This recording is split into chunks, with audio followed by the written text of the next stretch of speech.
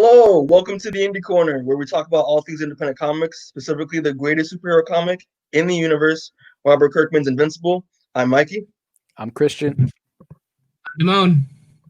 And today, guys, we are back at it with episode 4. Most importantly, we're back on the main story, starting the Perfect Strangers arc of Invincible, issues 9 through 13. So it's been a while, so we're gonna remember Invincible, right? Yeah, I remember Invincible. Yeah, back in the day. Yeah, 2 years ago. 2 years. Has it been? I think it No, has. obviously not. Are you sure? It feels that way. Are you sure? It's a year and some change. It feels that way. It feels Okay. that way. Damn, it really do. Damn. Okay. Yeah, Anyway, We but- made so little headway. We're Honestly, gonna go, and We're this time surprised we're we even gonna got keep back the promise. for this episode. We didn't have to wait an entire year this time. Yeah, Wait, was my prediction correct though? yeah. What? You're pretty. Like we a month or didn't so? do another episode till next year, and we didn't. Yeah, No, but this one. for this episode specifically. Yeah, I think I said like a month and a half or something, or 2 months. That sounds about right. And I think Right. Thank you for acknowledging. Yeah, I appreciate it. Since it's been a while since the first episode, we're gonna do a quick recap of the main story. wait, but 1 second. If Christian was wrong, though, I would like the viewers to go watch the other video and then call him out on this video. And like, talk shit on this video, Yeah, but we'll like, let that. favorite, and subscribe the other video. Yeah. Yeah. Because Alright, we need the so- clout. Story of Invincible so far. So we're introduced to Mark Grayson, just average kid whose father is the most powerful superhero in the universe. Nolan Grayson, aka Omni-Man. We're introduced to his mom, Deborah Grayson, and then as well as being introduced to stuff in the universe such as the Teen Team, which is Adam Eve, Rexplode, Duplicate, and Robot, as well as the Guardians of the Globe, and as well as some villains such as the Mauler twins and zombie creature things that I actually forgot about until then. Like the robot people you're talking about, right? Yeah, the robot people. And the most important thing that we left off, we talked about Nolan's backstory, where he came from, coming from the planet Viltrum, which is a peacekeeping planet utopia where they've gone around helping out lesser developed races and planets, and that's how Nolan got to Earth, then became the superhero known as Omni-Man. We got introduced to characters like Titan, who showed up in Capes, which is in episode 2. Oh, episode 3. Wasn't the story with like basically Superman's though? Like the Not quite. Vitrium was A little. destroyed. No, Wasn't it? No. Viltrum is still there. Okay. Yeah. Okay. Well, I think. I think that's Alan you're thinking of. His planet was destroyed. Yeah, Alan the Maybe. Alien. Introduced to Alan the Alien, which is a great character. Okay. I love Alan. I don't think so, but I'm not gonna argue. Just so Yeah. you You're not continue. gonna argue. I'm not gonna argue, so I'm gonna. If you don't think so, then I might have just spoiled something. I'm sorry, fans.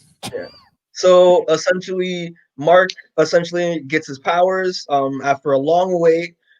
Gets a costume that's crappy at first, but then gets a cooler costume from Art, who is the superhero tailor in this universe. Then comes the superhero with his dad. His dad's showing him the ropes. He gets introduced to the Teen Team that we mentioned before, and then we get introduced to the Guardians of the Globe and the Pentagon and all the other cool stuff. Wait, let's backtrack a little bit. We also Rexplode cheated on our girl. Yeah. Rexplode Duplicate. Adam Eve. Yeah. Mhm. Duplicate. All of Duplicate. All of her. And I think I said it before, and I'll say it again. I don't blame him. Threesome whenever he wants with twins. I I don't mean, blame you should him. absolutely blame him. Listen, I mean, yeah, being disloyal is a horrible thing. if you get with a girl that can make multiple copies of herself, I mean, Yeah. Lucky um, man. Just so saying. we get introduced to them. We got introduced to Alan the Alien, as well as Titan, typical villain from the Invincible universe, as well as the last big thing that happened in the first 8 issues of the story is that the Guardians of the Globe were murdered, and it turned out to be Omni-Man, who is obviously the big basically the Superman type of this universe. And the last issue was the funeral That's of right. the Guardians of the Globe. And so the Perfect Strangers arc is essentially the following up to that to see like what is actually going on and why he did what he did. So yeah, I think that's good. I'm not missing anything. Nothing too big, at least. Yeah. Okay. So I guess we're gonna jump right into issue 9 then, right? Yep, you got it. Yeah. Yep. So issue 9 opens up with like these Star Trek dudes, Star Trek-esque dudes, I should say. They're barreling into a sun, and they're trying to figure out a way out, but they can't. And you know who comes to save them? Your boy Alan the Alien. It's your boy. Ooh, that's right, Alan's back, baby. Yeah, and he just bench presses their ship out of the sun's orbit. Like he really bench presses their ship like out of orbit. Like and like he just he's just like she like, just calls them rookies while he's lifting them away. Actually, is this more of a shoulder press? Actually, no, it'd be military press probably. Military press, yeah. I don't work out. I'm not sure if it's obvious. But anyway, and just he saves them, and then he's like, "Hey, I gotta go to Earth." So he blasts off to Earth, and after that, we cut to our boy Mark. It's his birthday, and he's just, zombie movies and stuff with his friends. They leave, and he watches one more movie with his dad, and we cut again to the Pentagon where we have Robot being told, "Hey, you were gonna be on the Guardians of the Globe before they died, but how about you just lead them? You can set up your own team and everything. You'll have all the support of the government. It'll be great for you." Yeah. Like, and of course, our big boy is like, "Hey, if you do a good job, you'll never see me again." Word. Cecil. Yeah. Cecil. Who was Cecil says that. I'm sorry, I forgot to name him. Yeah, who was introduced in the last episode on Brit. That's right. After Robot gets the spiel, we cut again to Omni-Man, and Omni-Man's trying to gear up how he's going to tell all of this to his son, what happened. Another call, and he flies off, and then we cut again. There's a lot of cuts in this first 9th issue of the comic. Yeah. Anyway, we cut again to Adam, Eve, and Mark, and they're talking, and they get a distress signal, and they're like, "Hey, we should go do stuff." So go into the garbage, and you know what? The janitor says, "Hey, they're doing stuff." He calls the kids perverts, but they're not there, and he's like, "I'm insane." And obviously, he didn't think to look up because no one looks up in this universe. Yeah, it's a sin. Of course, we cut back to Mark's mom, and she's trying to wash his costume, and of course, she asks our boy here, Art. She asks Art, "Hey, sorry, watch this," because her husband normally watches. Her husband normally watches all his own clothes, and Art's like, "It's cold." And she's like, "Hey, she's just trying to set aside for Mark for college and all sorts of stuff. She's just trying to deal with it." And again, one more cut to Invincible and Adam Eve, both in costume now, fighting a bunch of lizard people who call themselves the Lizard League. Such a badass name. The Lizard League. Wow. Lizard League. That's right. God.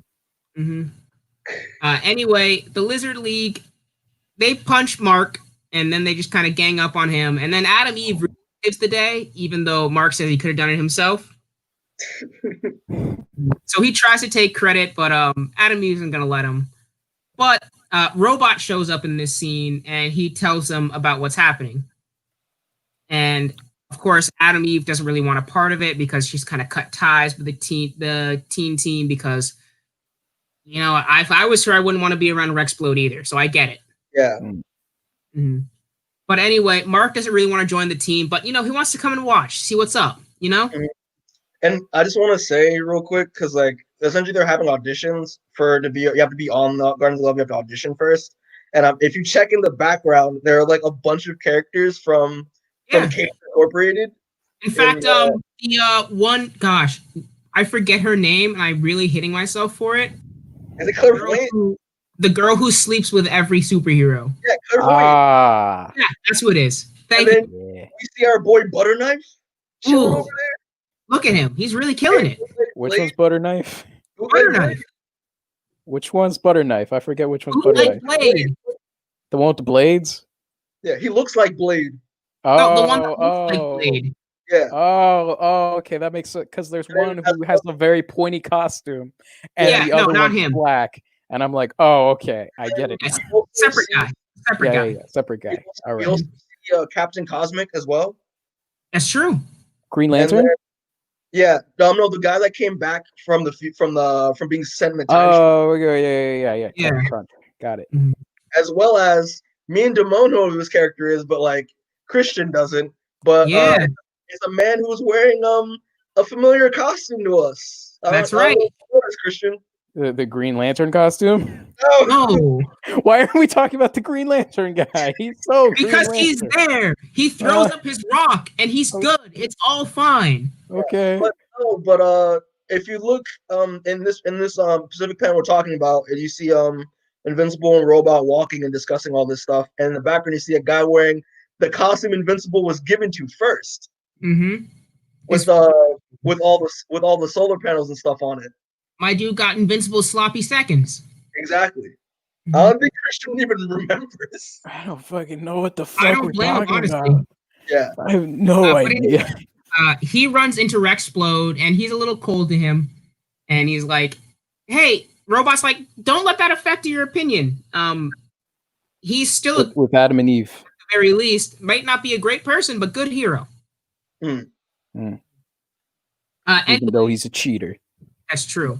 Rexplode, he's the most braggadocious, narcissistic person in this. He's like, hey, all of you guys just know that there's one less spot because I'm here. And he apologizes for it too. He has the audacity to say, I'm going to make this team and I'm going to apologize for making this team because I took one of your spots. And you know what? People are calling him out for it. And he's being an asshole when you get called out, but what else do you expect? Yeah, exactly. Calling people a sore loser and such. But he does meet this little girl, and the little girl, she's actually an adult, and she turns into a monster, and she kicks his ass. She really is a small, like I don't know, maybe 13 years old. Yeah, I'd say 13. Yeah, 13-year-old girl who turns into this Goliath ogre person, a man, Goliath ogre man. I probably like a monster man. Yeah, exactly. And it's a magical transformation too, so it's not like ripped clothes or anything. Yeah. So basically, this is it's classy. Yeah. What's it called? Magical. With the anime trope thing. She's Shazam. Yeah, she's Shazam. She's Shazam mixed with Sailor Moon. Let's go with that. But anyway, she does kick his ass, and then Invincible steps up to defend him and is like, hey, stop beating him up. You're a monster. What's going on? Stop beating him up.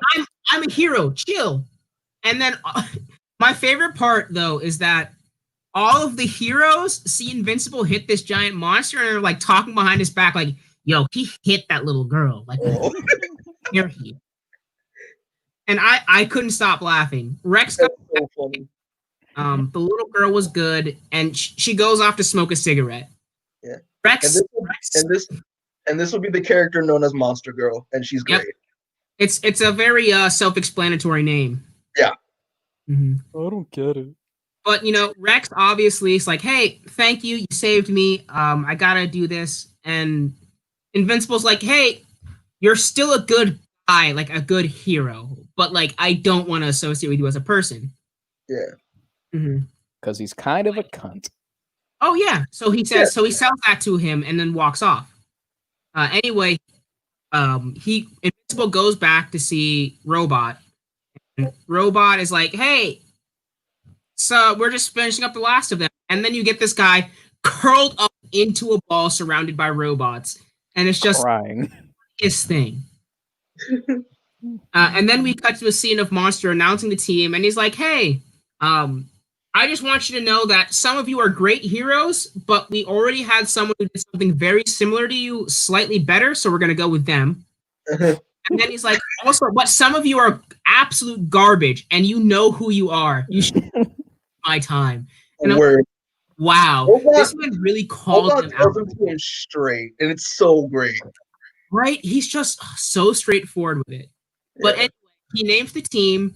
The team is Duplicate, Shrinking Ray, Monster Girl. Looks so proud. Black Samson, because he might have been depowered, but he has a suit now that gives him some power. The suit was worn by his butler in the first episode that tried to kill everyone at the funeral. Right. And then lastly, Rexplode did make the team, so I guess that bravado was for something. But hold on, he says Rexplode is also in the team as long as he promises to behave. Right. Because he straight up came in and caused problems immediately. Yeah. Apparently he's such a good hero, they're willing to put up with it. Yeah, but he has daddy issues, so fucking we love him. God, let's be real. He has family issues, not just daddy issues. That is true. His parents sold him for a steak dinner. Like, what? Yeah, that is true. That is also very true. Like, the audacity. And then, of course, Robot comes down and says, hey, Invincible, if you ever want to join us, there's a spot for you. Like, you got it, bro. Yeah. So it's like, hey, thank you, but like, I just don't really want to juggle that right now. Yeah, I don't know. I'm going to college, but I don't like your people. He has going to college. He has homework, and he's like, I don't know how Rex and Kate do it. It feels like Rex and Kate don't actually do it. It feels like they're just superheroes to me because I never see them in school. But I have to assume they're in school, right? Yeah. I mean, actually, sure. Why not? For the young children reading it, yes. Of course, they stay in school. Yes, all heroes stay in school. Stay in school, kids. Stay in school, kids. Don't do drugs. Yep. Unless they're cheap. Don't do drugs. Drugs are for thugs. Drugs are for thugs. Yeah. And you're not cool enough to be a thug. Christian, we can't be telling that to children. I'm sorry. Listen to Demoan. But anyway, we cut to them eating dinner, and they're trying to see, like, hey, is Dad coming home tonight? I don't know. And then he says, hey, I'm going to have someone over for homework. And the mom's like, are you dating? He's like, no, we're just friends. And he's like, well, you used that excuse with Eve, and I walked in on you kissing her. So, like, oh yeah, Amber. For that, Amber. Yeah. Mm-hmm. And he says, and he hides his face behind a glass of water and says, I swear, nothing's going on. I'm not fucking Amber. There was a smile on his face, just like, we're not doing. Shut up, Mom. Yeah, we're gonna study. Cut to Eve trying to go visit her friend, and they're just eating each other's asses. Yeah. No, they're just making out. I'm sorry. Oh yeah. She goes to see Eve, and him and Amber, lo and behold, making out. Turns out the mom was right. So obviously Eve doesn't want to interrupt this and flies away. Sad. Very sad. But like, she has not really a right to be at this point because she was dating someone and then he started seeing some. They just were never single at the same time. It's just unfortunate at this point. I hate when that happens. Mm-hmm. But anyway, we cut back and we get to the Mahler brothers. Anyway, no one knows which. Yeah. They're trying to resurrect our boy, Immortal, who was killed. The name is apparently bullshit. Yeah, he was killed. So he's a dead man. Yeah, with the Guardians of the Globe. They're gonna make him alive now, so that's a good thing. Mm-hmm. Mm-hmm. And you know what? They're having their typical argument of, hey, I'm the real one. I got this piercing to differentiate myself from my clone. It's like, why the fuck would you do that? The clone should be the one to differentiate himself. And like, back and forth argument, typical Mahler twin stuff. Mm. Anyway, it works. They revive Immortal and breaks out, goes crazy. And you know what? And then that's just kind of the end of the issue that he just. I like how they're just like, he shouldn't be this hostile. Why is he mad though? Why? The controller didn't work. Like, what's up? Like, we did something wrong, but like he's not attacking us, so like, be good. Hey, Demoan, like, don't do it if it's too much effort. But God, I want to talk about this guy's face and these panels. Okay. Like, Jesus, the first one's like he's like busting the most unholiest of nuts. Like, Christian. God, you just see he got veins in his head, man. Christian, he's rabid. He's rabid. He's not rabid, man. He has some sanity in there. This man just came back to life. He's just pissed. He's just pissed. Gosh, no, he's so upset. And the face only gets more contorted as you go on, which is the best part. Yeah. Like, he gets to the next one, and he's having this, like, he's looking like he's so upset with, like, a child. And then you get to the next one, and it's like, he's, like, growling like he's a dog. And then he's literally roaring with the face, like... Okay, we shouldn't talk more about it because, like, the people can't see it. Exactly. Right. You know what? I'm gonna make the faces in order. Okay. So the first one is, and there's like veins. What, can you show me that again? Oh, okay, yeah. The second one is like, and the third one is he bares his teeth like growling. Yeah. And then the last one is, and he's. The fact that these are accurate too. These are so... I just love the sound effects, just like replacing it. Like, it's just this epic, like, destroying shit scene. Listen, it's just like, I can't make the sound effect. It's just not gonna work. But like, as he leaves, it just like the last panel in the issue is just the one Mauler saying the collar didn't work, the controller didn't work, and the other just like, damn. Like, they're really taking it so well. They just their greatest enemies, and he's just free, just out in the world, and it's like, what? This is wild. Listen, you win some, you lose some. But Mikey, you ready to take it up?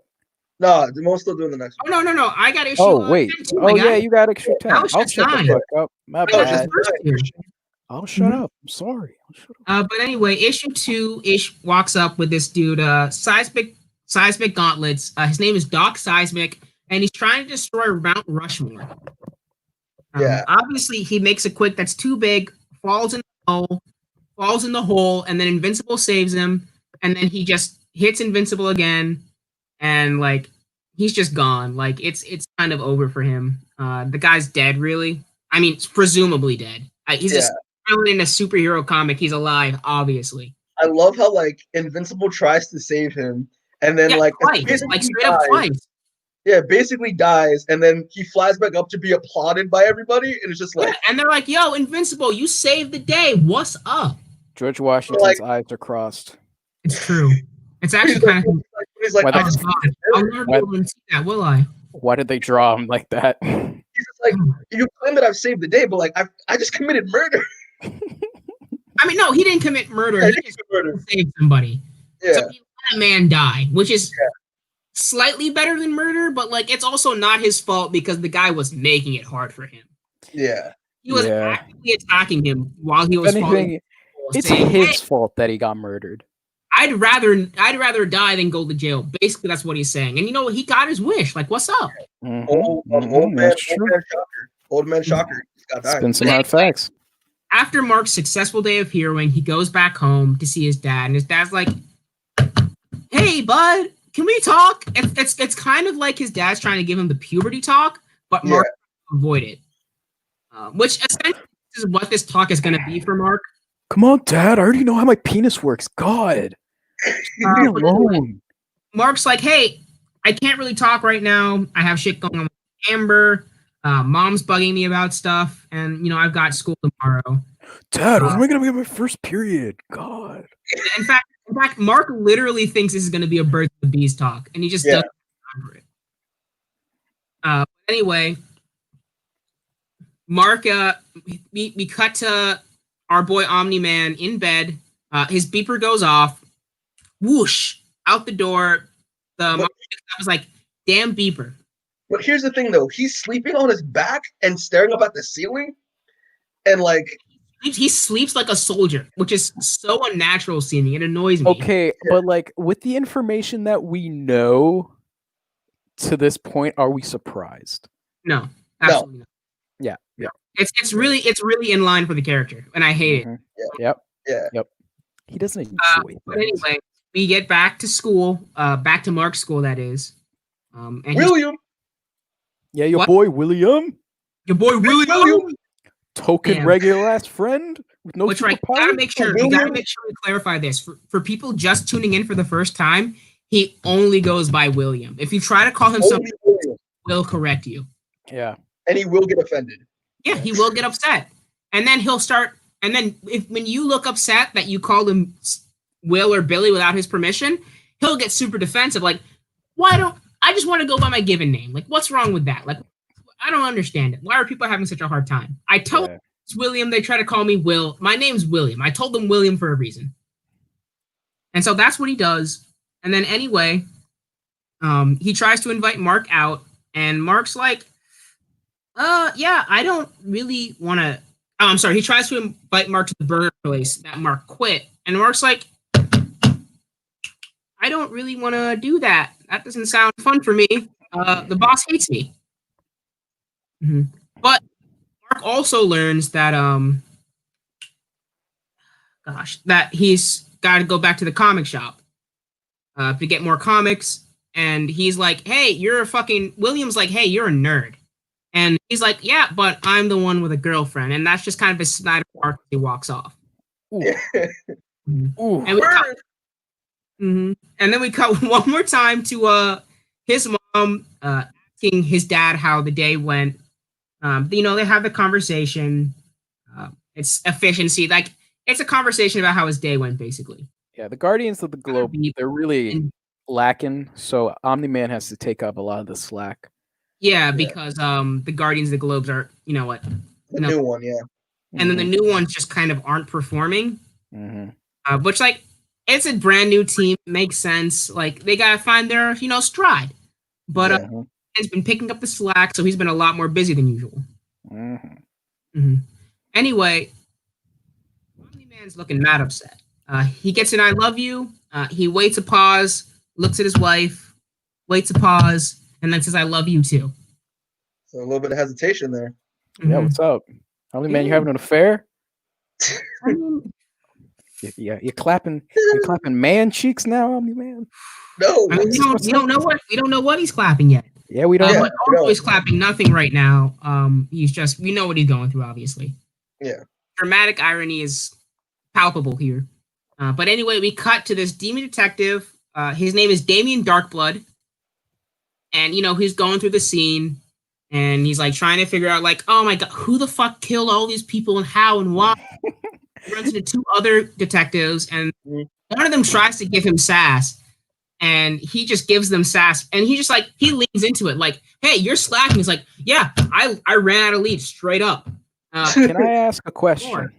Yeah, well, sure. I may have missed something, and that's why I'm here. But, like, stay the fuck out of my way. The girl's just like, oh, so we're just gonna. Oh, so I'm just like, she expected some, like, actual fight to it. Did not get the fight. And she was very surprised at that. I have a question. After that continued investigation, we cut back to Black Samson, and shut up. His butler in prison. The butler's in this super high-tech prison, and let him stride. He's on a stride. Let him stride. Got a question. Let him stride. No, you get your question. What's up? Yeah. Sorry. The detectives. Yes. The female with the robot arm and the guy with the eye patch. Are we ever going to see them again? I don't remember seeing them again, to be honest. Okay. Because, like, they look fucking stupid. That's all I wanted to say. Right. We could continue. I'm sorry to interrupt. No. This is what this is for. It makes sense. No. You were in a stride. I interrupted it. Continue, please. Right. To Black Samson. Yeah, Black Samson. He's visiting Sanford in jail, a superhero jail, because his butler did a superhero crime. He has no powers, and he's still butlering in his prison. In his prison cell. Like he's gotta really respect the hustle, really man. walking around with like a duster and just dusting stuff. Like he's like he's a butler to the core, and he's like, hey, I don't really regret what I did. I did it for you. And Black Sam says like, I'm gonna get you out of here, bro. God. And he's the butler's like, yeah, I'd like a chance to leave here. And then we cut back to Mark. Mark sees there's a huge line at the comic book shop, and he doesn't know why. He asks the guy in line, and he's like, hey, the author of Science Dog is here, and he's signing stuff. Mark's favorite comic book series. That's right, Mark's favorite comic book. And Mark's like, oh shit, really? And Mark sprints home. Well, flies home, probably. Probably. But, he goes home very quickly, and the guy's like, but, he just kind of walks off when the guy, I'm sorry, I had something caught my throat. When the guy tells him what's up, he just kind of walks off because he's going home to get his comic books. And the guy's like, yo, that guy is weird. And he's back in seconds. And he just tells the guy, I had to go to my car to get my comics. And he's like, and the guy turns back around and is like, wow, you're fast, bro.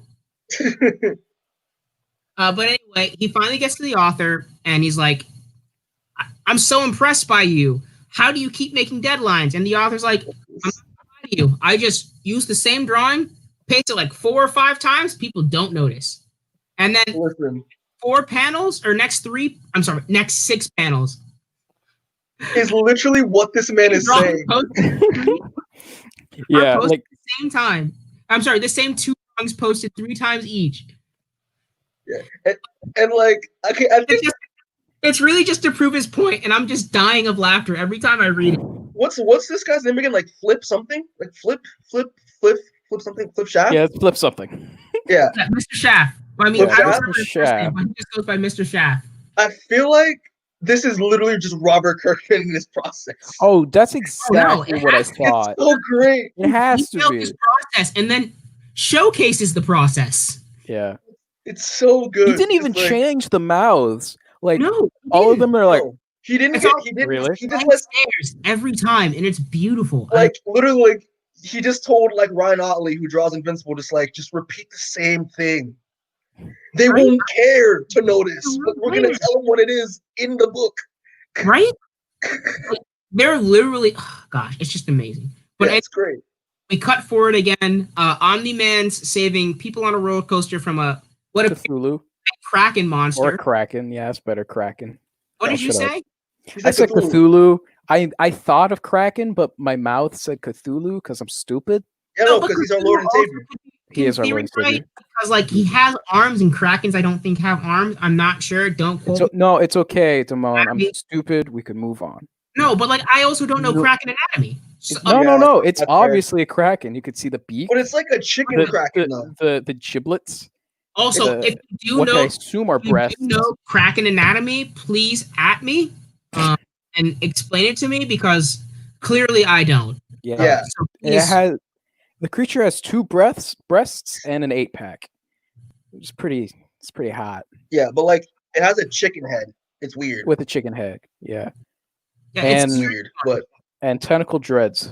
And octopus tentacles. Yeah. Yeah. But anyway, he saves them. He kills the monster. Everyone's safe. But then, bam, our boy Immortal's back, and he starts to beat up on your boy Omni-Man.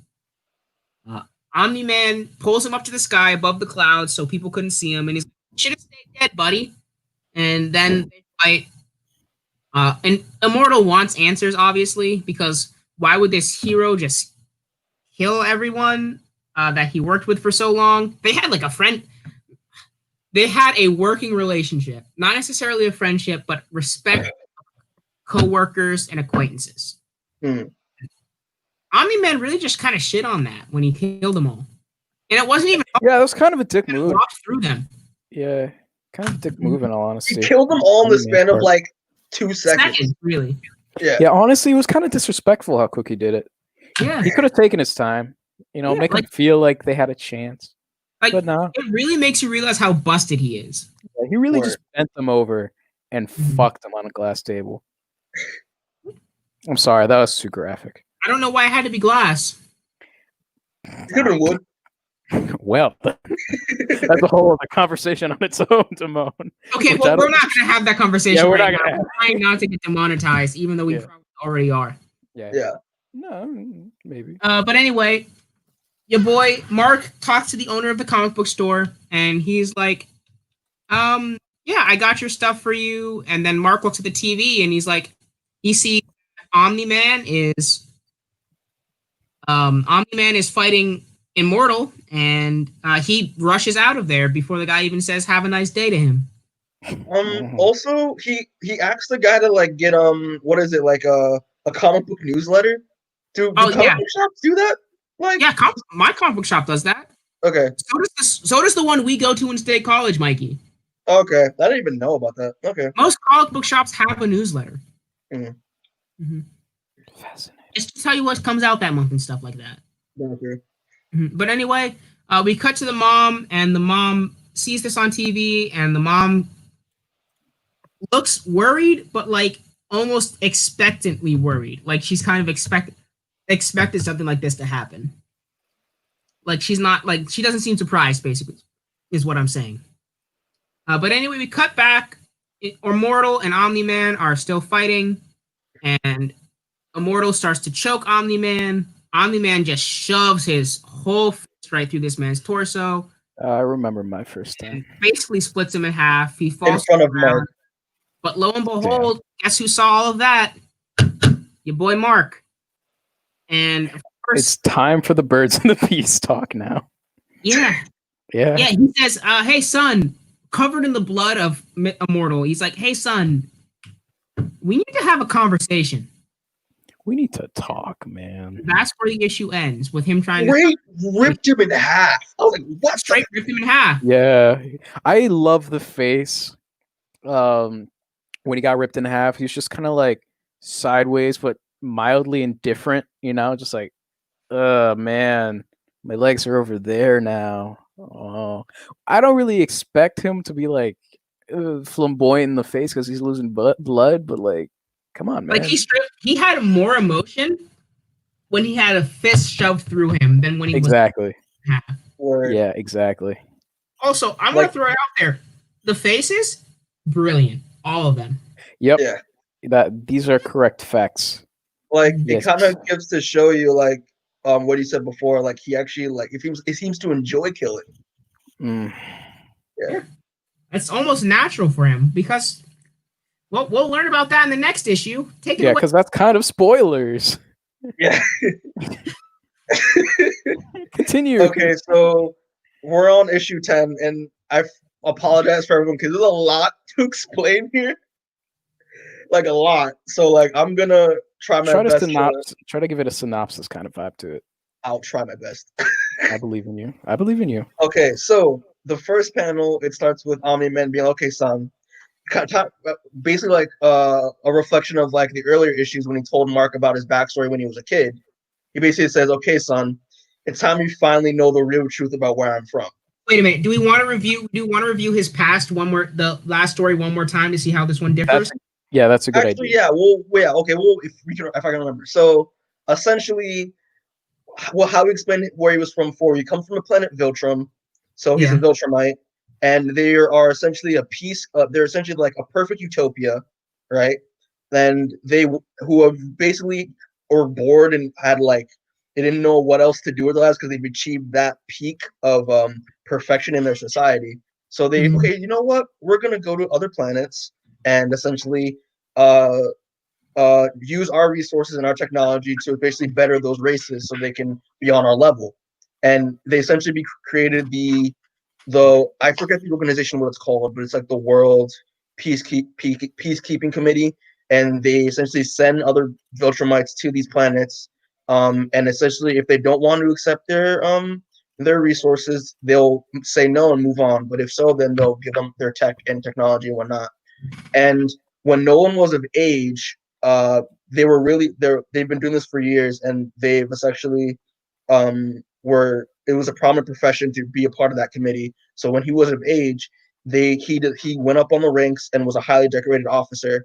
And they essentially, for his rewards, they they changed their strategy a bit, and they said instead of sending multiple Viltrumites, we'll send only one of them, and then you'll essentially have to monitor and protect this area to give feedback to us on to see if they're worthy of our resources, and then if so, then for a certain period of time, that's when they'll come in and start, doing their peacekeeping thing.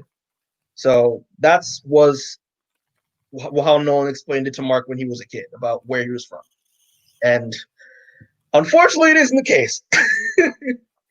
So, to start off, genocide.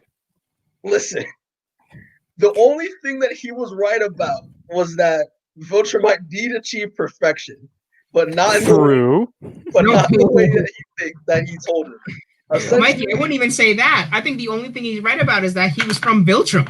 It's very true, yeah. Like, that's it. They just committed genocide. Like, they really did. Mm-hmm. So Viltrum became a perfect a perfect society, but they did it by essentially having a mass culling and essentially having the weak be killed off, and so the strong would survive, and that was their idea of perfection. Survival. Yeah, so they did that, and later on they were just like, we're great. We should share our greatness to other races. Awesome. Let's kill more people. Yeah, so they had the council had there was a committee, a council basically like, hey, like let's expand our empire to these other races, because why not? Because we're awesome. They agreed unanimously. So then they founded the World Conquering Committee. And basically, that committee had the goal of expanding their New World Order to other worlds. So their first step was to essentially like locate these crucial planets. So they had another branch, which is like the search committee of that organization, to go locate these planets, and planets that were inferior. Yeah, so planets that were planets that were far enough as they were added to their empire, but planets that were inferior to them, who weren't as developed, they would essentially be taken over by force. Right. Yeah, would be taken over by force. Well, you said they'd be given the option to be joined peacefully, right? Yeah, they would have the option to join peacefully, but if they resisted, then it'd be taken over by force. And they would be, and this is the same strategy where they said prior, where they would send multiple people to these various planets. And if obviously we said if they resisted, then they would be eliminated, and they did a lot of that. Yeah, they did a lot of killing. They did a lot of that, and they expanded pretty far. They expanded pretty far because, as I said, races that were far enough as they would also assist in the conquering of these planets as well, which made them more effective. Mm-hmm. And when no one was of age, by the time no one was born, even they already expanded pretty well throughout the galaxy. So being on the World Conquering Committee was a varied profession there. Everyone wanted to get on this conquering shit. And Nolan was like, sign me up. So at first he was on the search committee, as we said, locating these planets. But then he wanted to do more. So he essentially rose up in the ranks, rose up in the ranks to the point where he actually was able to lead his own division of conquerors himself. And which he did. And essentially his division were the A1 conquerors. Every place they conquered was no place he went was unconquered. He had a perfect streak. They got the sauce. They got the sauce. A1 sauce. Yeah, and it is revealed actually that he killed off killed off the races of Alan's planet. Yeah, so Alan is the last of his kind. Well, no, that's not true. Alan's not the last of his kind. Well, most of them were killed off. His planet's still around. No, his planet is gone. His people are wandering the universe as nomads, and they're reproducing in breeding colonies to try to save their population. Yeah, okay, yeah. I forgot about that part. But yeah, anyway, since Nolan did such a great job leading his own division, he got promoted further and further and was higher up in the ranks. And the World Conquer community wanted to give him a reward. So that's when they trained up their strategy. Instead of sending in groups of Viltrumites, they would only send one. And essentially they would watch and monitor this planet, giving Viltrum info to see if they're worthy of their gifts or their resources and stuff for a certain period of time. And he was given, I think, around 500 years, I'll say, was his duration. Yep, 500 years. Yeah, was 500 years. So he agreed, he accepted it. He said it was a great honor, and it was said it was the closest thing to a vacation for him, essentially on Right. Viltrum. Because So, he would actually be rewarded with complete control of the planet for a few years. yeah. Which is the incentive to do it. Mm-hmm. So then he goes to Earth, and obviously he watches and observes and actually like watches about human behaviors and whatnot. He honestly was. He said he was revolted. Like he was just like he just wasn't used to the way things were there and on Earth. Apparently humans were like in constant danger. He's like, yeah, well, I can't let the planet be destroyed. I need it for me. Exactly, which I think is a smart way to interpret why superheroes do things, especially in his case, is because he doesn't actually care about saving these people. He just doesn't want anyone else to conquer the planet. Besides, this is my planet. Back the hell off. Yeah, because as we said, like he just seems like, wow, everyone's in danger all the time. Like everyone's just so incompetent that I Yeah. need to step in and help them not die. Yeah, and he even and then there shows a panel of him actually punching Alan in the face in space, which I'm assuming that's where they met for the first time. And then he's even said like doing these exploits and stuff, noticing that people are in danger. That's how I actually like met your mother, and it shows his mom, young Deborah, about to get a taxi thrown at her by a villain, and he saves her.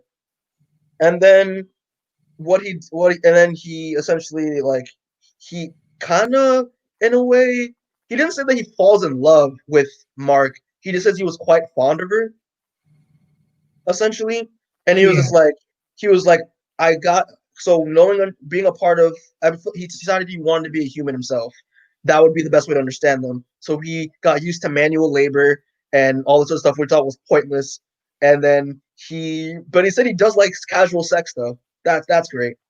He says he's like fornication without the purpose of breeding is quite nice. I think my favorite panel though is when the guy tries to mug them. Yeah. Just chokes him out. Can you imagine how unlucky your day is? Yeah, she literally looks like he's like trying to get him to stop trying to kill him. It's like, please, no. Yeah. Just choking him the fuck out. Yeah.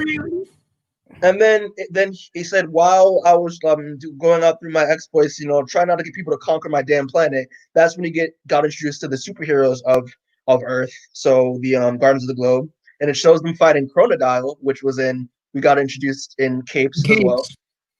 You even see Captain there before he gets taken away. Yeah, exactly. So then he said I got integrated with the superheroes, and was like them showing me the ropes. They even gave me a costume and got me into the Guardians of the Globe due to realizing how powerful I am. And he even said it's like, yeah, like I didn't plan on this, but like I kind of they seem to essentially like be my friends, quote unquote, So then after that, he was just like he's like as the years went by, he was just like, man, but like even though he's doing all these superhero exploits with the Guardians of the Globe, his duty's still to Viltrum. Like he even was considering taking Mark away from his mother and raising him in a secluded area so that he wouldn't be too human and like because he wants to raise him as a Viltrumite. As a Viltrumite. But then at the end of the day, he was like, even though like I don't really have feelings for your mom, I felt fond of her, so I decided to raise her as a human anyway. And after that, Mark had his powers. Mark got his powers. They started teaming up, obviously, which we saw in the past issues. And then he was like, you know what? I've had it. I'm just like I'm still Viltrum. Like because I just want to just get things out of the way. I want people out of my way so that once my time's up here, Viltrum can conquer it with no problem. So he sped up his plans, and that's when he decided to kill the Guardians of the Globe. And then he was just like, "But Mark, here's the thing, though. We gotta do that. We're in this for the long haul, man. Come on now. It doesn't matter because we Viltrumites, the slower we age, the more we age, the slower the more we get older, the slower our age rate gets. So like you're gonna be like in your hundreds by the time you look 30 years old. They don't matter to us. They're beneath us. So like here's the thing though. We gotta support our homeworld, man. Like it's Viltrum now or never. And he's just like Mikey, your interpretation of it was so much better than how he explained it. Like I kind of want to do it when I heard it with you. It was like, yeah, fuck Earth, man, Viltrum all the way. Viltrum all the way, man. It's our homeworld, bro. Yeah, man, it's our homeworld. Yeah. So then he's just like, and he's like, trust me, son. This was the only way, like this could happen. Like I had to do it. It's for us, for our homeworld. And he was just like, get off me. He's like, what? What you mean, get off you? I'm telling you, but like, calm down, son. He's like, no. And he's like, I don't care about Viltrum. I was raised on Earth, for God's sake. These are my people. This is my home. I'm not gonna let this random planet and homeworld that I've never been introduced to take over. No. As a superhero, boy, you're gonna murder your friends and you're gonna like it. Yeah, exactly. You're gonna murder your friends. And he's like, and family. Who gives a shit? Like Viltrum, man. And he's just Viltrum all the way. Viltrum all the way. And he's like, this is my home. But he's like, come on now. He's like, Mark, please, you don't understand. Like, you're not getting it. And he's just like, he's like, I don't care. Mark's like, I don't care about Viltrum. Earth is my home. And if you're gonna get in my way, if I have to stop you to defend it, so be it. And he's like, you can't tell me that you didn't like mom. Like you didn't love her. It's like, and he's like, your mom means nothing to me. And he was just like, I just love how this is a really dramatic version of you're giving up on your dreams, son. No, Dad, I'm giving up on your dreams. It's accurate. I mean, I can't even argue that point. It's true. Exactly, yeah. But then like his dad tries to tell him that like, Mark, either way, you're gonna live a long time. That's just a part of your lifespan, as like being a half Viltrumite. People you're gonna watch all your loved ones die anyway. Do you want that? And he's like, I don't. This is my favorite like line. He says like, I don't care if I live 1,000,000 years. This is my home, and I will not let you destroy it. And he's just like, and then it's like, Mark, if you interfere with my plans, he's like, I'm gonna have. I can't let you interfere, bro. I'm gonna have to take you down. I can't let anyone get in my way. And it's just like, is like, I know exactly what I'm saying, Dad. I'm being serious. And it's like, so be it. And it looks like they're about to fight. And issue 10 ends. So this is the most royal ass whooping. So we're gonna see what's gonna happen with this fight. So issue 11. All right. It starts with Mark. First off, they're in the sky right now. Omni-Man should have punches Mark, and he flies down. You mean issue 12? Issue 12, sorry. 12. Sorry. Issue 12. My fault. So it starts with them in the sky, and Omni-Man just, in the first panel, punches Mark, and he goes flying all the way down to the ground into some buildings. Right? Great start to this fight. And, like, literally, like, they're going through the city, like, destroying buildings, and, like, here's the thing, this is what I like about Invincible a lot, is that, like, they acknowledge that, like, when superheroes go through big battles like this, they freaking die. Everyone die. Yeah. Like, you can see the bloodstains of people. Exactly. Like, it's not like in comics, like, in, like, Marvel or DC, where, like, they have huge battles, but it's glossed over about, like, the actual, like, casualties in the aftermath of everything. No, they should have, like, people should have died in this book. Like, there's one scene where he's launched into, like, a subway tunnel, and this lady's just straight up yeeted out of the train. Yeah. It's just like, she looks like a mannequin. She's just like flopping her. It's like she was just standing, and like her body did not change at all post impact, and she's just outside. Yeah. Right? I'm sorry.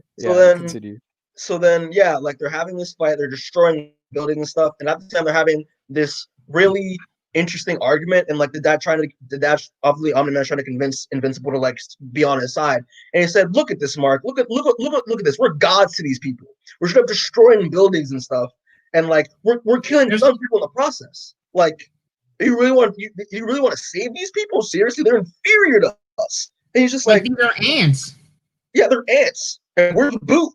And then like he's just saying, yeah, it's like he's like, but like you can't say that. Like you I know for a fact you love mom. I've seen it. And it's just like, and he says like, your mom means nothing to me. And Mark says, liar, and punches him in the face.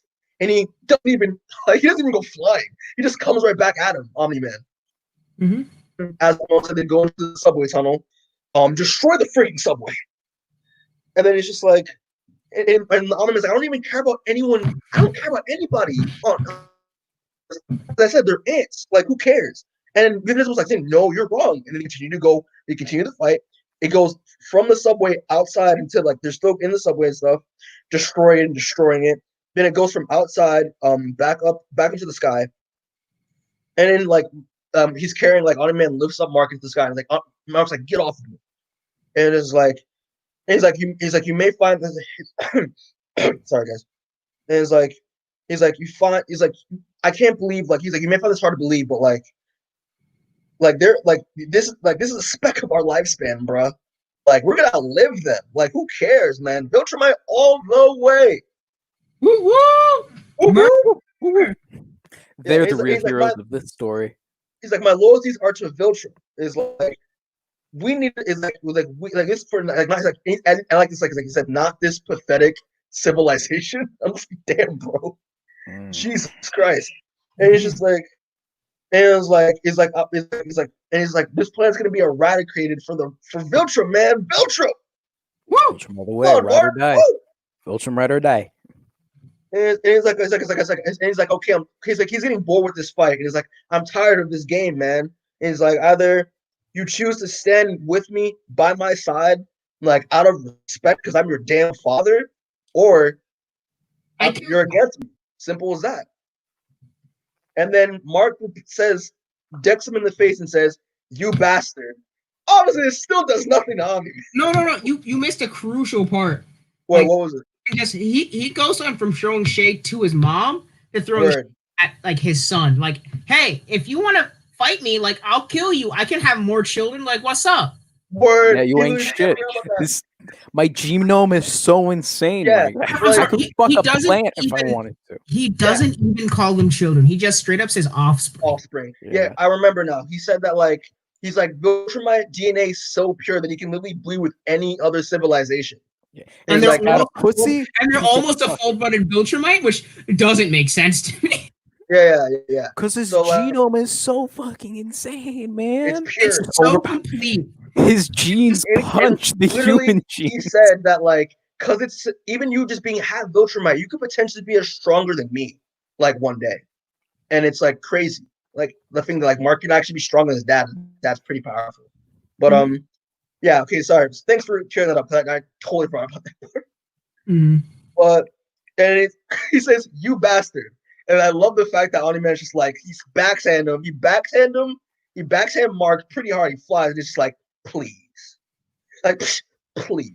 And then he really just starts following Mark flying through the air, just cracking the shit out of his own. Yeah, he's literally somebody call CPS on this man. Exactly. Like he's literally like just like following Matt while he's flying and beating him.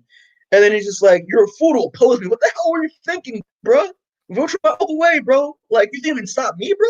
Come on now." And then all the way. And then he's like, "You disappoint me, Mark." And then they go down to the ocean. He starts beating the crap out of him in the ocean, and it's just like he just tearing him apart. It's so bad. Like it's just like damn, son. Can you imagine getting an ass whooping by your dad while Nemo is staring at you? That's the level of disrespect. Imagine locking eyes with Dory as your dad kicks your teeth in. Yeah. Dory's dumbass. Has no idea what the fuck is happening. The thing is, like, I like how they're underwater. He beats the crap out of Mark some more, and then he just stands there, just pausing while Mark's just like, "Oh my god!" Like he just can't even like move. I didn't think this through. Oh. And then he continues to grab Mark boost out of the ocean, throw him into like they're like in like this snowy mountain range, probably like in some other part of the world, and then he's just like had enough yet, and he's just like, I'm gonna stop you, even though like he's fucked up. Like you can see like Mark really like has like the heroic spirit, like he's like Moomin Rider from fucking One Punch Man. Like he doesn't he's care. an Like ass no matter whooping. how, yeah, no matter Stands how up. hard he's down, he's trying to get back up, which I love about Mark. I respect that. Yeah. And But like his dad is also so cocky because when he says I'll stop, he was like, "Yo, I'm ready when you are, kid." Yeah.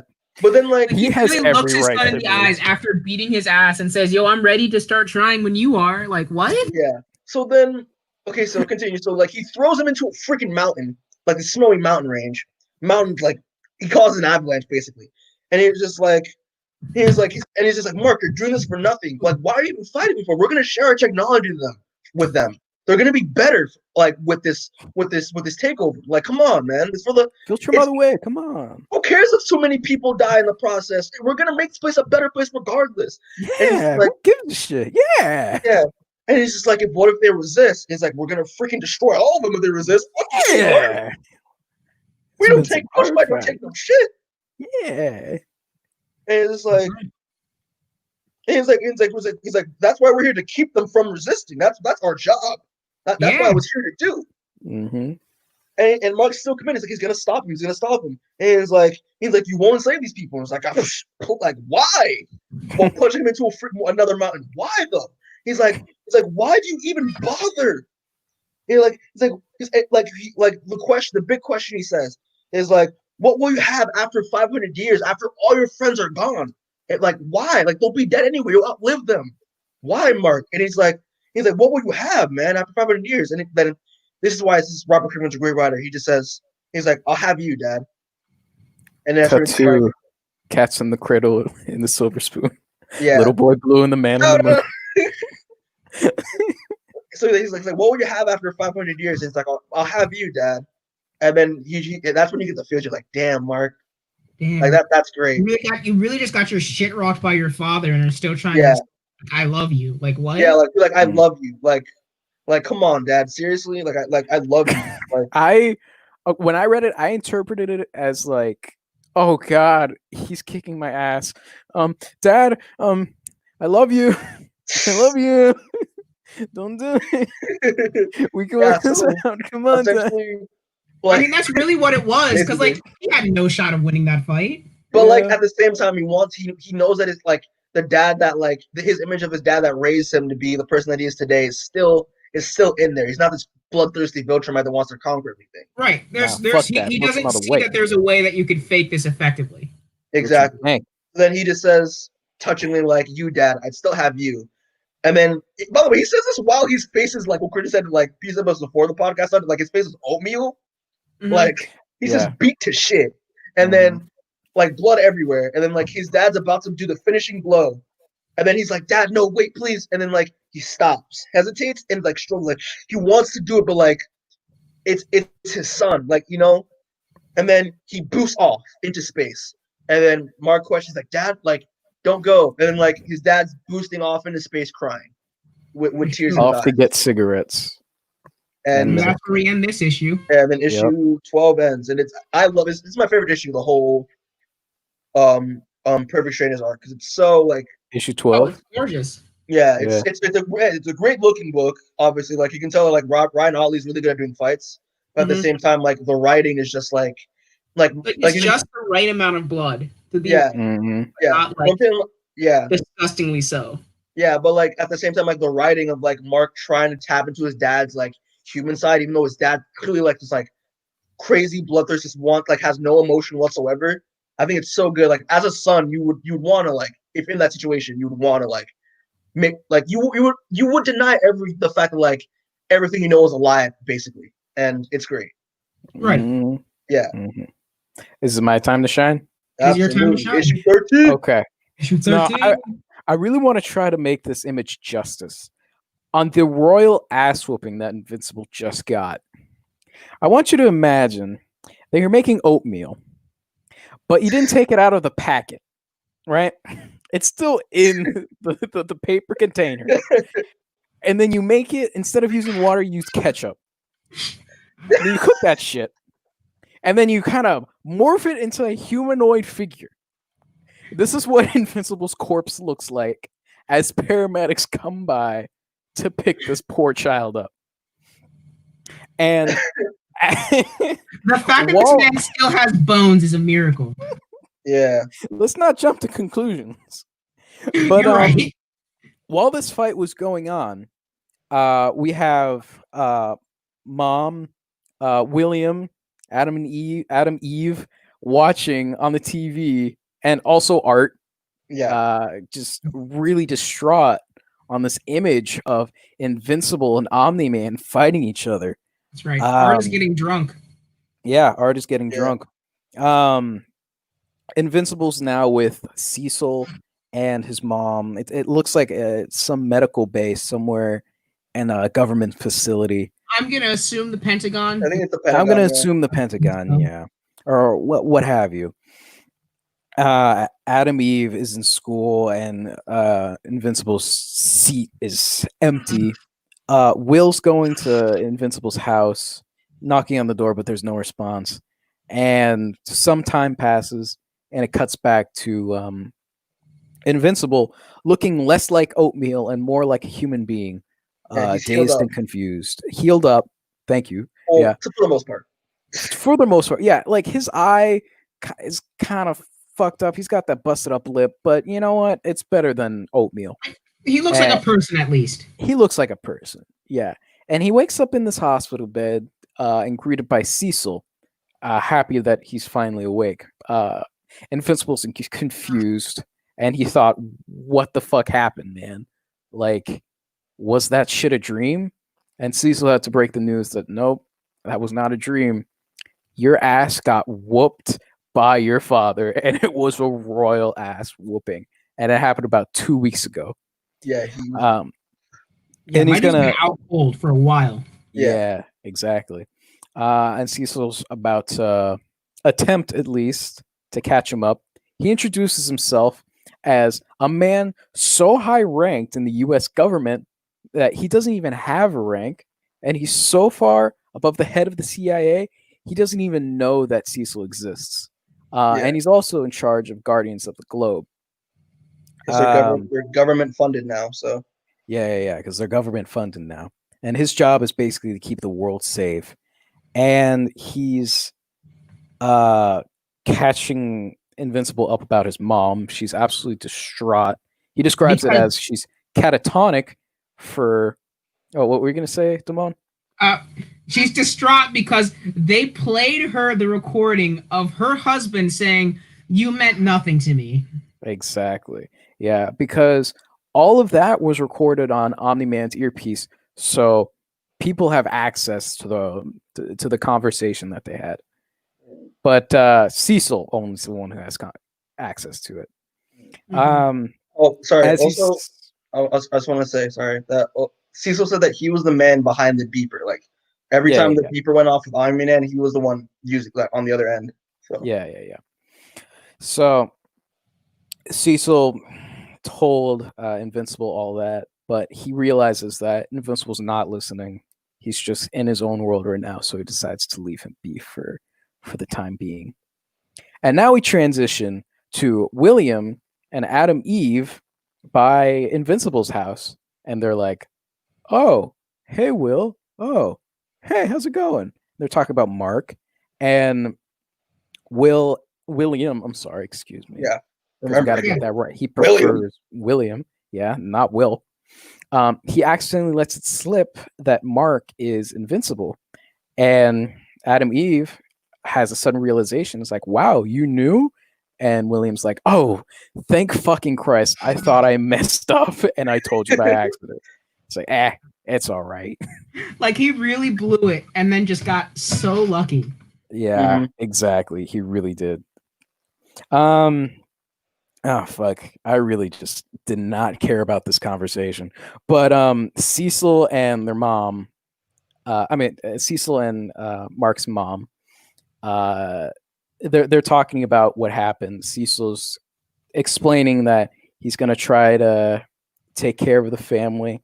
Omni-Man's book was doing pretty well, and he has the power to manipulate the market in order to make it even better. So then they'll be set up for a lifetime, and they have nothing to worry about financially. And Mark's mom was like, "Why are you doing all of this for me?" And Cecil's like, "I kind of feel responsible for helping out this alien who's planning on committing mass genocide on our people. But Yeah, you know, I hope this helps out a little bit, make you feel. he feels bad because like he's in charge of watching everything, and he felt like he could have done a better, like kept a more better eye on Omni-Man. And like right, because like he felt he should have seen this coming, basically. Yeah, he's the Nick Fury of this world. Yeah, but he failed to see it coming. Yeah. Now we're cutting back to the Guardians of the Globe's new / temporary home base. Adam Eve enters in and starts talking to Robot, asking if he knows anything about the whereabouts of Mark. Robot's like, I really have no idea, but you know, since I know people in the government, I might be able to figure it out for you. Adam Eve says thanks, and Rex Splode tries to have a conversation with Eve before she leaves, but Adam Eve interrupts her and says, like, "Oh, I'm sorry. I don't know what gave you the impression that we're in speaking terms, but I should go." Cut to the Pentagon. Your boy Donald. Y'all remember Donald? Yeah, like the cyborg boy. Yeah, cyborg boy. Cyborg boy, the lovable cyborg boy. He's not a real man. That's actually kind of weird, though. That these two people are both robots, but only one of them knows that the other one's a robot. Anyway, I'm sorry. Honestly, I'm not gonna lie. I'm a little disappointed in Robot. That he didn't figure it out? No, that he didn't make his suit less robot. Oh, yeah, that's true. He really, because the technology is out there. Yeah. You know what? Maybe he's just wearing it as pride for his people. Right. And Donald's kind of like, they kind of whitewashed Donald. Maybe that's it. They whitewashed the robot. That's what happens. Yeah, that's what happened. Anyway, Robot's asking Donald about what's happened to Invincible, but he totally understands if he doesn't have the access or allowed to know. And Donald gives him the whole spiel that we have him with us right now. We're taking care of him, but don't focus on him right now. Try to focus on the Guardians of the Globe because you guys are doing ass. And without Omni-Man, we're fucked. So step up your game. Don't die. And he's like, yes. Robot's like, yes, I see. I understand. I'll try my best. Cut back to the medical bay of whatever government we're assuming it's the Pentagon. And it's the Pentagon. It's the Pentagon? Okay. Yeah, because Cecil runs the Pentagon. So it doesn't mean that they're in the Pentagon if he runs it, though. It could be just some government. We're not going to get in an argument with that. Yeah. So it's Cecil and Mark in whatever med bay, and it's time for Cecil to catch Mark up to speed on what's happening. He says that it's public knowledge that he's the son of Omni-Man, and the public sees him and Omni-Man, fighting that Invincible is the son of Omni-Man. They don't know that Mark is. Yeah. Oh, yeah, exactly. They know that Mark's superhero persona, Invincible, is the son of Omni-Man. And Mark is like, how do you know about this? And Cecil's like, well, you see, your dad wears an earpiece. I'm the guy who's at the other end of the earpiece. And it's a two-way thing. Everything that he hears, I could hear too. So he recorded the entire conversation of it. Then Cecil takes Mark into this completely white room. It's exactly what it is. A room completely void of anything. Just 100% white. Mark's like, this place is pretty weird. Cecil's catching Mark up on what's happening with his mother.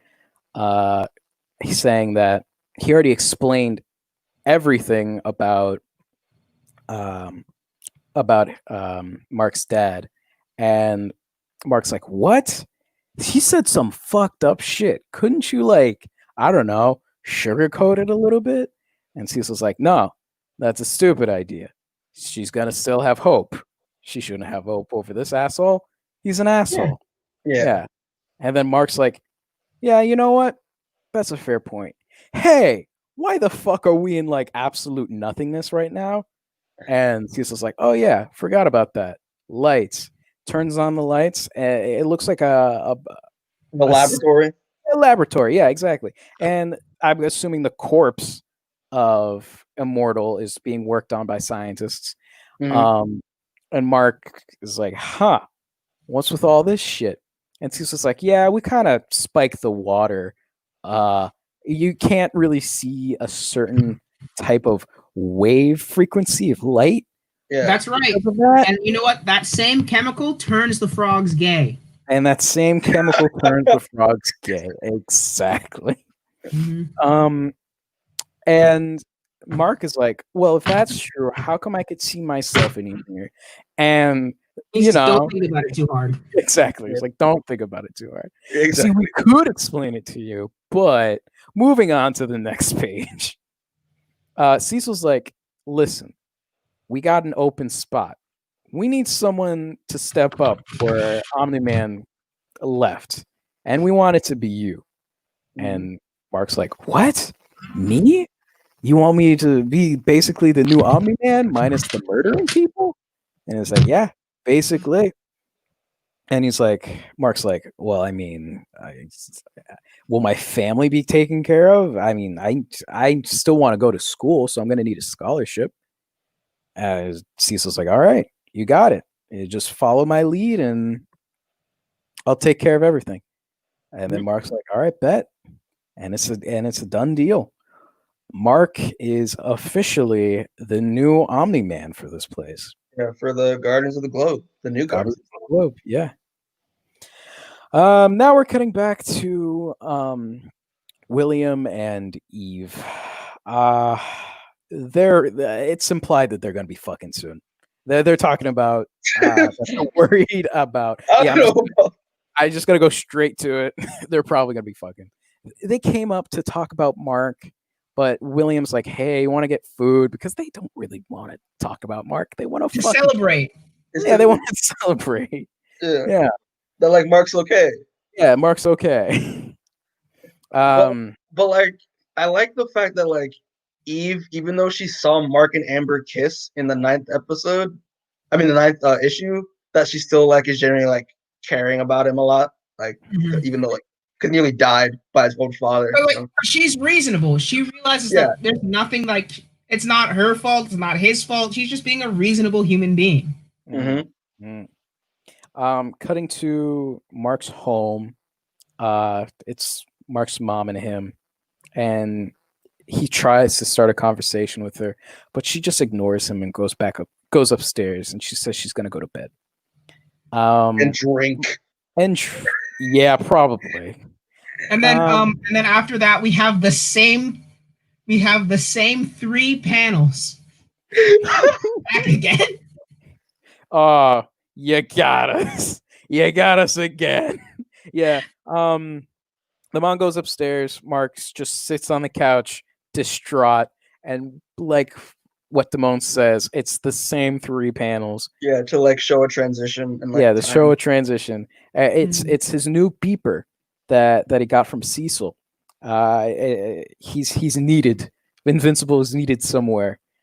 He gets on his earpiece and he says, "What do we have, Cecil?"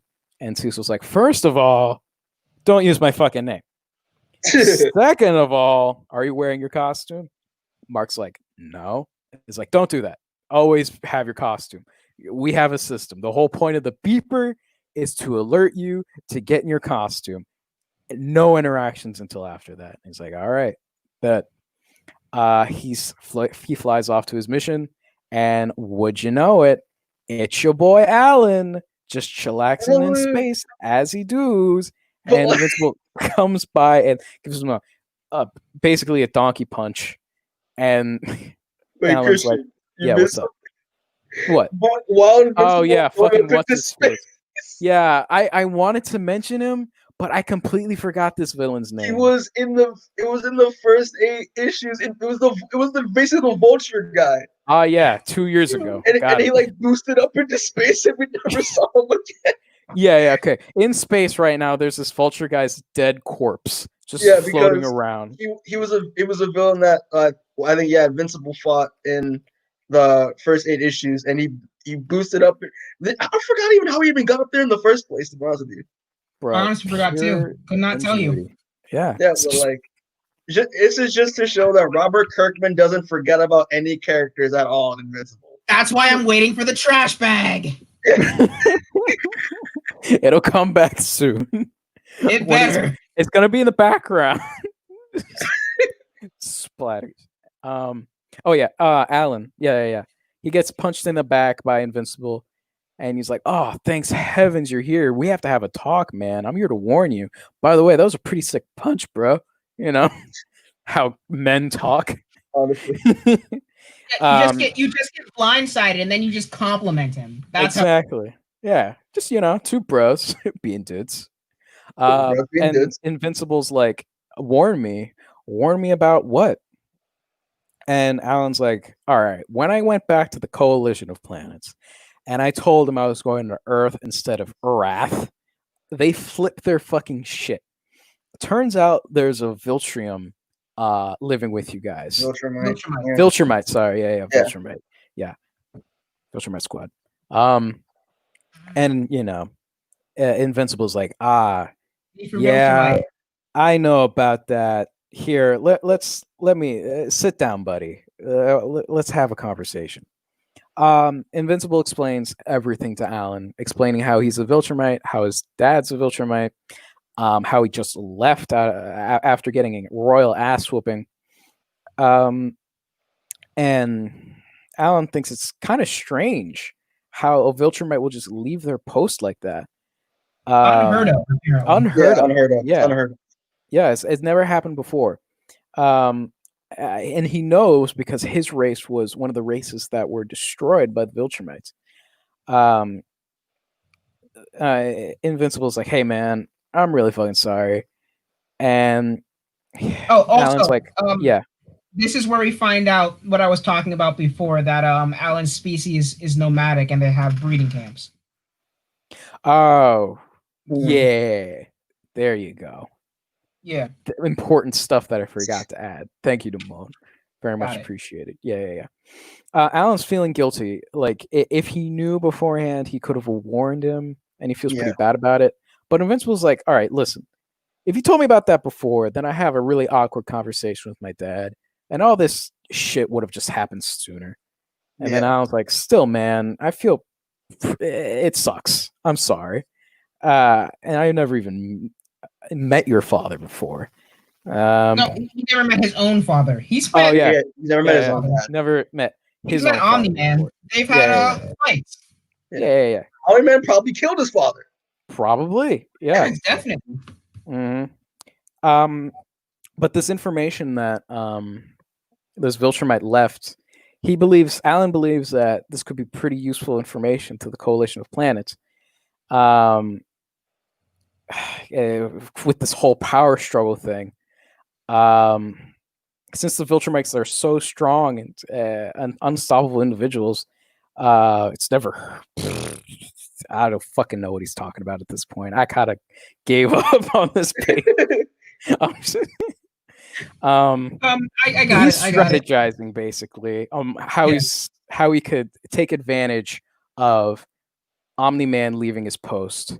Yeah, and Invincible's like, well, just if I could help, just by all means, don't hesitate to ask. And Alan's like, oh yeah, certainly. But in the meantime, what are you gonna do? And Invincible's like, finish high school, I guess. This dope page of them just like looking back at the Earth from space.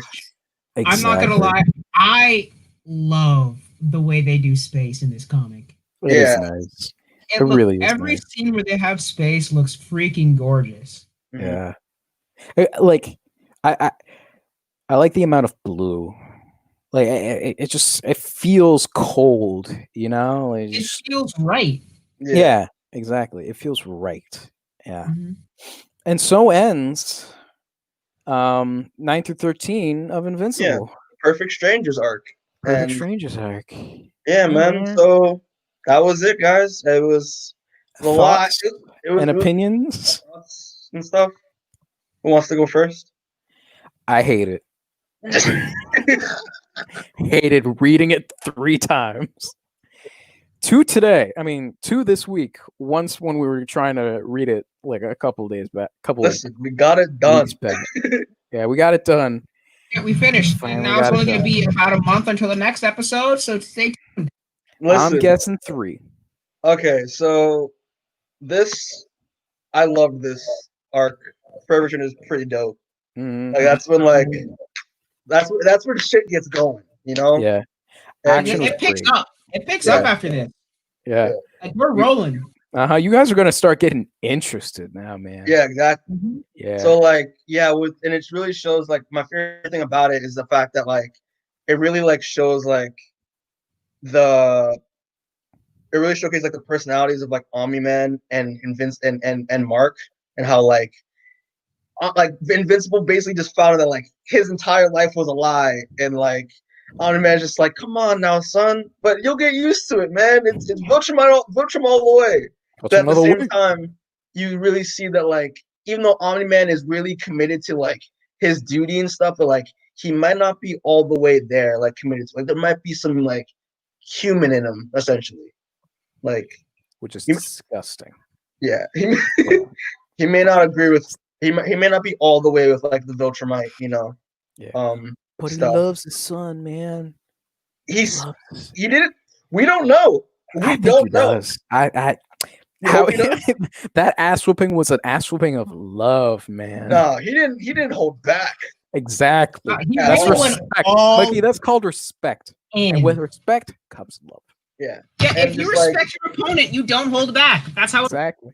And even if it's your 16-year-old son, kick his ass. Sometimes you just need to go to town. Yeah. Fathers at home. You should be a don't forget dad to and kick not your son's ass. Yeah. The thing is, like, here's the thing. But like, since he's basically the Superman of this world, like, not only like did it affect like Mark, but it affected like essentially the whole world because they all looked up. He was like the beacon of hope. Yeah. To have that all be a lie and him actually like being a conqueror, having intention to conquering the world, having no care about the people in it. It's just it's like, where do you go from there? Jarring. Yeah. Like I thought, like that's like thinking you were safe and then realizing, oh, my greatest hero is actually my greatest villain. This is bad for me. Yeah. And like when everything went down, like especially like in the issue that Christian just did, the last one, where it's just the news feed, and everyone's just like, it's like they're shocked, they're afraid, they're hopeless, they're confused, like they're horny for some reason. There's a bunch of emotions and stuff, and it's just crazy. Like, yeah, and like the teen team audition. I mean, the Guardians audition was great. The teen team's gonna have to step up. Yeah, the Guardians, man. Yeah, because they're the new Guardians now. Yeah, it's also technically also Teen Team, but Teen Team with Black Samson. Oh, Teen Team 2? Okay. Yeah, Teen Team with Black Samson. From now on, I'm just gonna call them T squared or T cubed. I'm sorry. Okay. T squared. Man, but bigger. Yeah, that was great. That the auditions were great. It shows how of a dick Rex. It shows how more of a dick Rex is. And we got introduced to Monster Girl, and obviously like the new characters, which will be like Shrinking Ray and boy Black Samson. And Black Samson. Back at it again. But yeah, man, it was a lot. It was a lot like of stuff going down, but it was pretty interesting stuff. Yeah. Pretty like character building stuff too with Mark and his family and his friends. It's like it's crazy. His non-existent family now. Her mom's catatonic. Dad left to get milk. I mean, Adam, at least Eve still cares. Eve's still trying to get his attention, and it's true. Even Will are still trying to be friends at least. Yeah, that's true. But yeah. But no, his blood relatives are useless to him now. That's my thought. I thought it was pretty good. It Yeah. was good writing. I loved it. Yeah. Fight scenes, fantastic, absolutely Dude, phenomenal. Ryan Otley knows how to fucking draw fights. It's He ridiculous. does. It's great. He It's does a absolutely wonderful great. job It just every gets- time. I'm telling Yeah. you, it just gets better and better from here. This was just a Mhm. taste. 'Cause this is when he just got on. So Yeah. yeah, man. But so should we end it? Should we hit outro? Yeah. What do you outro. mean? What we're supposed to talk about Naruto? What the No. fuck? No, I'm not What do talking you- about Naruto for What? any amount of Well, time. on this anyway- The show. only reason I went online with you guys, so I thought we were gonna talk about Naruto. What the fuck? But Absolutely.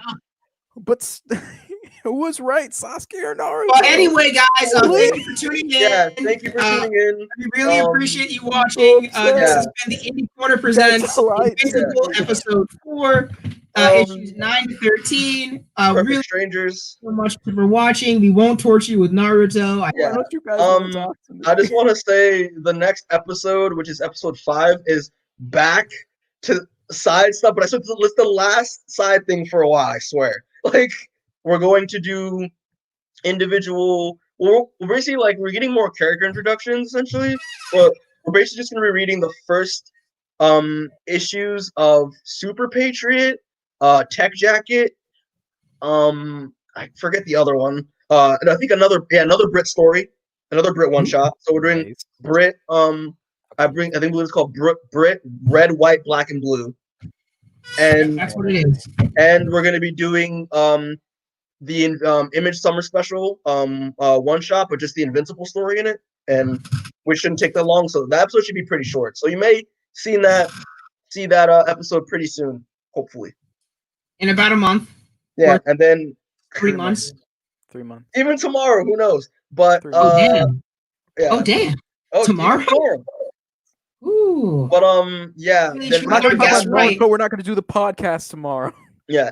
But after that, episode 5, episode 6 through 10 would just be main story stuff. So Mhm. yeah.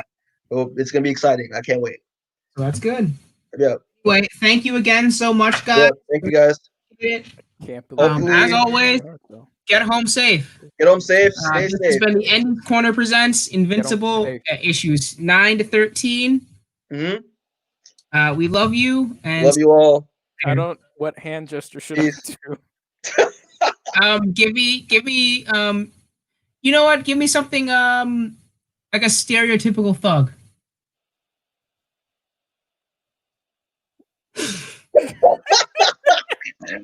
Okay, and And then Get cut the home cord. safe. Cut the cord.